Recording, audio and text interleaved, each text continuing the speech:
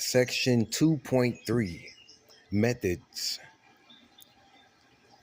1.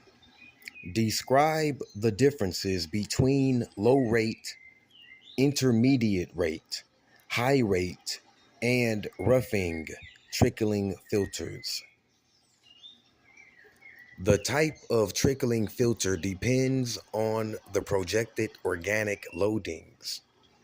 Low rate filters can treat up to 25 pounds of biochemical oxygen demand, BOD, per 1,000 cubic foot of media surface area per day.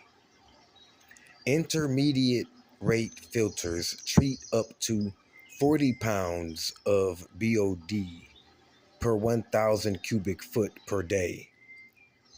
High rate filters treat up to 100 pounds of BOD per 1,000 cubic foot per day. Roughing filters are designed for BOD loadings of 100 to 300 pounds of BOD per 1,000 cubic foot per day. 2. Discuss acceptable organic loading rates to rotational biological contactors. Commonly, RBCs are 12 foot in diameter and 25 feet long. Standard media density is 100,000 square feet per shaft. High density media is between 120,000 and 180,000 square feet. Many sources all recommend 2.5 to 4 pounds of soluble BOD per day per 1,000 square foot. US EPA and the Department of Natural Resources recommend soluble BOD loading not exceed 2.5 pounds of soluble BOD per day per 1,000 square feet.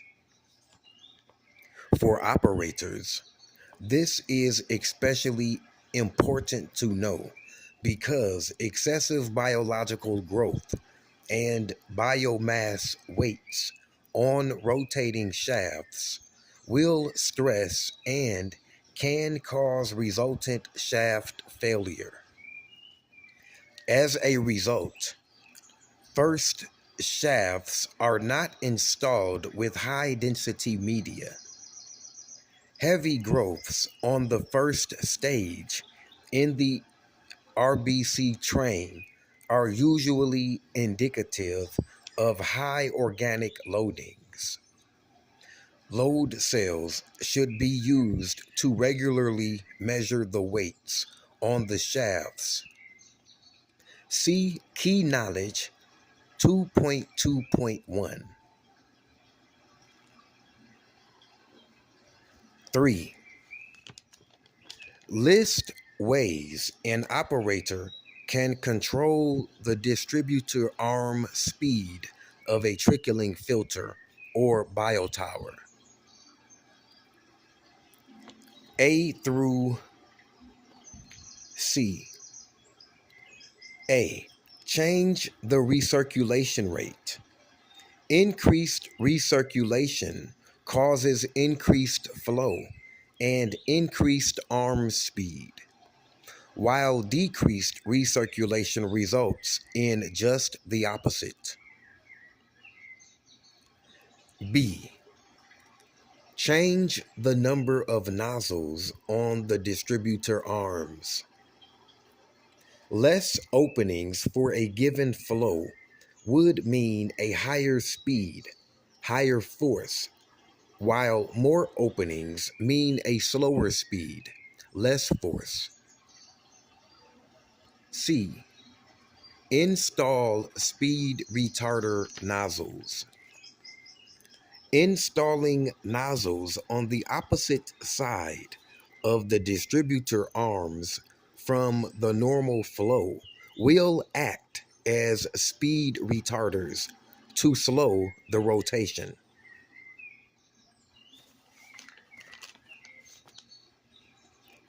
4. Discuss the reasons why primary treatment is needed prior to attached growth processes. Primary treatment is necessary to remove settleable solids prior to the attached growth process. Without proper removal, excessive solids will accumulate and clog the media, causing organic overloading, anaerobic conditions, ponding, and fouling. Primary treatment reduces organic loading and removes grease. 5. List and explain the purposes for recirculation in trickling filters and biotowers. Recirculation is the primary process control method for these attached growth processes, by which filter effluent is returned to and reapplied onto the filter. Recycling of the effluent increases the contact time of the wastewater with the microorganisms, increasing and optimizing treatment efficiency. Recirculation can be continuous or intermittent. Return pumping rates can be constant or variable. Recirculation rates range from 2 to 1 to 4 to 1. Recirculation can serve other purposes as follows. A through H. A. Reduce the strength of the wastewater being applied. B. Increase hydraulic retention time. Detention time. B. Increase hydraulic detention time. C. Maintain distributor arm rotation during periods of low flow. D. Produce hydraulic shear to increase solid sloughing to prevent ponding. E. Prevent filters from dying out. F. Provide uniform flow distribution. G. Maintain the optimum biomass thickness and growth by more continuous and uniform sloughing rate. H. Prevent freezing during cold winter weather. 6. Explain the importance of even flow distribution across the media of a trickling filter or biotower. As distributor arms turn and apply wastewater across the surface of the media, it is extremely important that constant and uniform hydraulic and organic loading rate pass by the attached biomass. The distributor arm ports should be kept unplugged, open and flowing, and the distributor arms rotating at a constant uniform rate.